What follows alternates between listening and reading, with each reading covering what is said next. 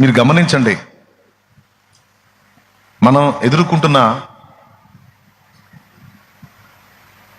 పరిస్థితులు అన్నీ దేవుని చిత్తం కాకపోయి ఉండొచ్చు. కొన్ని మనకు అవసరమైనవి ఉండొచ్చు, కొన్ని మనకు అవసరం లేనివి కూడా మనల్ని పీడిస్తుండొచ్చు.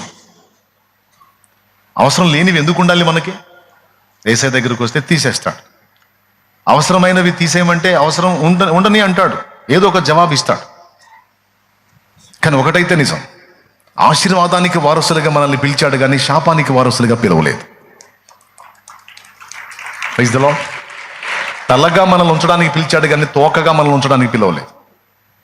అనేక జనములకు ఆశీర్వాదకరంగా మనల్ని ఉంచాలని పిలిచాడు కానీ అనేక జనులలో నవ్వుల పాలు కావడానికి మనల్ని పిలవాలా. ఇదైతే పక్క. కాబట్టి దాన్ని బట్టి మనల్ని ఏ విధంగా ఉండాలని దేవుడు ఆశిస్తున్నాడు? ఒకరిని ముష్టెత్తే స్థితిలో మనం ఉండాలని దేవుడు కోరుకుంటున్నాడా? లేకపోతే 10 మందికి సాయం చేసే స్థితిలో మనం ఉండాలని దేవుడు కోరుకుంటున్నాడా? అసలు మన విషయంలో దేవుని మనసేంటి? అసలు మన విషయంలో దేవుడు ఏమనుకుంటున్నాడు అనేదాన్ని కొంచెం పరిశీలన చేసుకుని, మన విషయంలో దేవుడు ఎప్పుడు కూడా 10 మందికి పెట్టే స్థితిలోనే మనం ఉండాలని కోరుకుంటాడు కానీ 10 మంది దగ్గర మనం అడుక్కునే పొజిషన్లో ఉండాలని ఎప్పుడు కోరుకోడు. యోహాను పత్రికలో అంటాడు, గాయి అని ఆయనతో మాట్లాడుతూ, యోహాను, ప్రియుడా, నీ ఆత్మ వర్ధిల్లుచున్న ప్రకారం నీవు అన్ని విషయములలో వర్ధిల్లాలని నేను కోరుకుంటున్నాను అంటాడు. మనం అన్ని విషయాలలో వర్ధిల్లాలనేది దేవుని ఆశ, దైవజనుల ఆశ కూడా.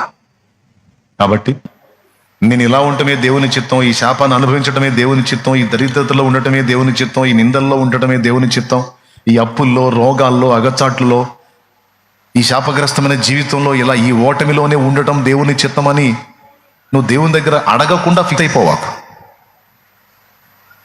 ఒకవేళ దేవుని ముందుకు నువ్వు వచ్చినప్పుడు దేవుడు నీతో ఆ విషయం మాట్లాడితే, ఈ శ్రమ నీకు అవసరం కాబట్టి నేను అనుమతించాను అని దేవుడు నీతో స్పష్టంగా మాట్లాడితే అప్పుడు ఒబేవ్.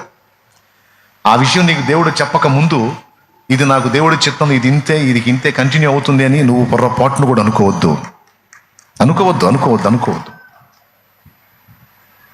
అది దేవుని చిత్తం అయితే దేవుడే నీతో మాట్లాడతాడు, దేవుని చిత్తం కాకపోతే ఖచ్చితంగా తీసేస్తాడు. అయితే ఆయన నీ విషయంలో స్పందించినట్టు నువ్వు ఆయనకు అందుబాటులోకి రావాలి. ఈరోజు వచ్చావు. జస్ట్ కొన్ని నిమిషాల క్రితం ఎంతోమంది వచ్చి సాక్ష్యం చెప్పారు. ఇంకా చెప్పడానికి మనం సమయం ఇస్తే బోల్డ్ ఎంతమంది ఉన్నారు. ఈ నైట్ అంతా సరిపోతుంది ఆ సాక్ష్యాలకే. అలాంటి కార్యాలు ఎన్నింటినో నా ప్రభు చేశాడు. కిడ్నీలు చెడిపోయినాయి అని డేంజర్ కండిషన్లో ఉన్న వ్యక్తిని దేవుడు ముట్టి స్వస్థపరిచి 2 కిడ్నీలు ఇప్పుడు నార్మల్ పొజిషన్లో వచ్చి ఈరోజు సాక్షిగా నిలబడ్డాడు. ఇందాక మీరు చూశారు. అట్లా ఇది నా గొప్పతనం కాదు. నేను నేర్చుకున్నది, నా ఆత్మీయులకు నేర్పేది ఒకటే.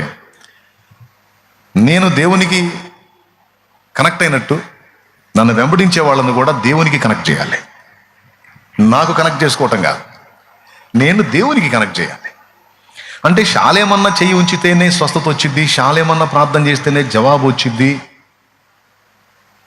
అనటం వేరు. నేను కూడా మోకాళ్ళుని ప్రార్థన చేస్తే దేవుడు నా ప్రార్థన కూడా విని నన్ను సంధిస్తాడు, నన్ను బాగు చేస్తాడు అని ఒక వ్యక్తి దేవుని మీద అనుకోవటమే. దేవుడు ఆయన పరిచర్యకు నన్ను పిలిచింది ఎందుకంటే జనాలందరినీ నా చేతులకు అలవాటు చేయటానికి కాదు, మిమ్మల్ని అందరినీ ప్రభువుకి దగ్గర చేయటానికి. ద్రాక్షవల్లి ఆయన, అంతేగాని ద్రాక్షవల్లి నేను కాదు. ఇప్పుడు నేను అనేదా ద్రాక్షవల్లి నేను, తీగలు మీరు అనేదా? ద్రాక్షవల్లి ఎవరు? నేను ద్రాక్షవల్లి అయితే మీరు ఈగలు అవుతారు, తీగలు కాదు. దైవజనుడు వాక్యం చెబుతా, యోహాను సువార్త 15వ అధ్యాయం 1వ వచనం నుంచి చదువమ్మా అన్నాడంట. వెంటనే అమ్మాయి బైబిల్ తీసుకుని ద్రాక్షవల్లిని నేను, ఈగలు మీరు అన్నాడు. ఈగలు కాదమ్మా తీగలు ఉండాలి అన్నాడు పెద్ద ఆయనపా. లేదండి ఈగలనే ఉన్నాను. మళ్ళీ చదువమ్మా. ద్రాక్షవల్లిని నేను, ఈగలు మీరు అన్నాడు. ఇదేనా నేనే తేడా పడ్డాను ఏంది అక్కడ? ద్రాక్షవల్లి నేను, తీగలు మీరు అని ఉంటుంది కదా, ఈగలని వచ్చింది ఏంది? నాకే కళ్ళజోడు సరిగ్గా కనపడలేదు అనుకుని, సరే ఏమైందమ్మా ఇప్పుడు తీగలైతేనే ఈగలు కూడా దేవుని సృష్టిలో భాగమని ఈగల మీద ప్రసంగం చేశాడు. దేవునికి స్తోత్రం. నేను ద్రాక్షవల్లినైతే మీరు ఈగలవుతారు. యేసయ్య ద్రాక్షవల్లి అయితే మీరు నేను అందరం తీగలం అవుతాం. స్తోత్రం. పెద్దగా చెప్పండి. ద్రాక్ష పండ్లకి ఎప్పుడు ఎక్కువ ఏముంటాయి? ద్రాక్ష పళ్ళకి ఏముంటాయండి? ఈగలే ఉంటాయి. చూసారా మీరు ఎప్పుడన్నా?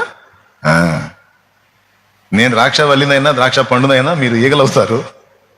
కాబట్టి కాదమ్మా, మీ అందరినీ ఆయనకు కనెక్ట్ చేయాలనేది నా పిలుపు, నా ఏర్పాటు, దేవుడు నాకు ఇచ్చిన బాధ్యత.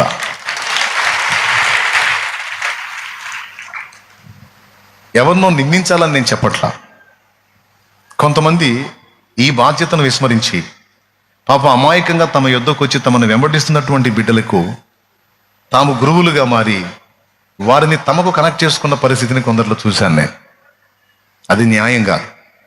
ప్రారంభ దశలో వాళ్ళకి తెలిసి తెలియని స్థితిలో ఉంటారు కనుక దైవజనుడి హస్తమే వాళ్ళు కోరుకుంటారు, కొత్తగా వచ్చిన వాళ్ళు. కానీ కొంతకాలం గడిచిన తర్వాత వాళ్ళలో సీనియారిటీ పెరిగే కొద్దీ దేవునికి కనెక్ట్ అవ్వాలా. మన సేవకుడి చేతి మీద నుంచి డైవర్ట్ చేసి దేవుని చేతి మీదకి వాళ్ళని తీసుకెళ్ళాలి.